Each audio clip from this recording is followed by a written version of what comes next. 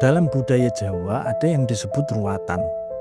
Ruwatan bukan sekedar upacara adat, melainkan sebuah ritual yang bertujuan untuk pembersihan diri, pelepasan dari kesialan, energi buruk, sukerto, dan segala sesuatu yang dianggap menghalangi keseimbangan hidup seseorang. Namun ruwatan sebenarnya tak hanya ada di Jawa. Konsep serupa juga ditemukan dalam berbagai budaya lain. Di Bali ada melukat, ritual pembersihan diri dengan air suci. Di Jepang ada misogi, sebuah penyucian dengan air terjun atau sungai. Di Amerika Latin misalnya dikenal limpia, pembersihan energi negatif yang dilakukan oleh seorang ahli, atau kalau di sini ya disebut dukun lah. Kalau di India ada sudi, ritual pemurnian dalam tradisi Hindu. Bahkan dalam ajaran agama tertentu ada ruqyah dalam Islam yang bertujuan untuk penyembuhan spiritual, dan eksorsisme dalam tradisi Kristen untuk mengusir roh jahat. Namun yang sering terlupakan dari ruwatan adalah esensinya. Banyak orang melakukan ruwatan tetapi hidupnya tetap begitu-begitu saja. Tetap sial, tetap kurang beruntung, bahkan malah semakin murung. Lantas, apakah artinya ruwatannya gagal? Atau mungkin ada yang kurang dalam prosesi ruwatan? Mari kita babar. Esensi ruwatan sejatinya adalah mengembalikan kesadaran diri seseorang. Dalam kesadaran itulah manusia dapat menjadi manusia yang baru, manusia yang lahir kembali. Percuma seseorang melakukan ruwatan sebanyak apapun jika ia tak mengerti makna dari ruwatan itu sendiri.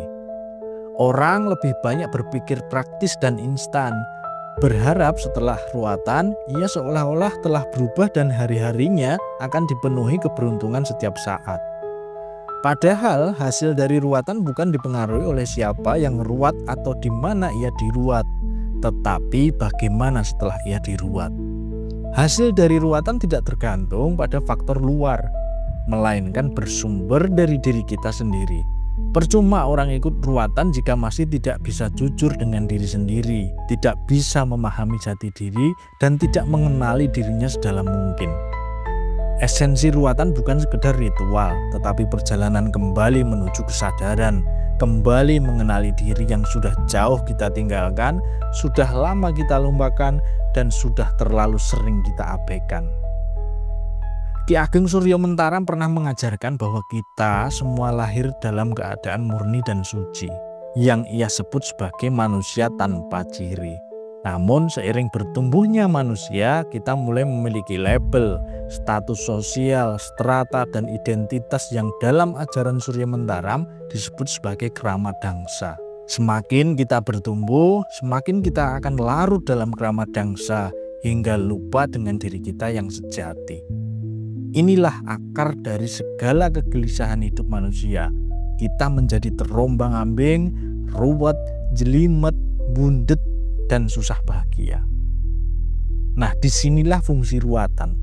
Ruwatan bertujuan agar seseorang yang diruat bisa kembali mengunjungi dirinya sendiri, menemukan kembali dirinya yang tanpa ciri, yang lepas dari segala embel-embel duniawi yang membebaninya. Ketika kesadaran diri terbentuk, seseorang akan lebih mudah menemukan kebijaksanaan, kedamaian, dan ketenangan. Dan inilah yang disebut sebagai manusia yang lahir kembali, menjadi manusia baru yang lebih sadar, lebih bijak, dan lebih mampu berdamai dengan diri sendiri. Sebab keberuntungan sejati tidak datang dari luar, melainkan lahir dari kedalaman jiwa yang telah menemukan ketenangan dalam dirinya sendiri.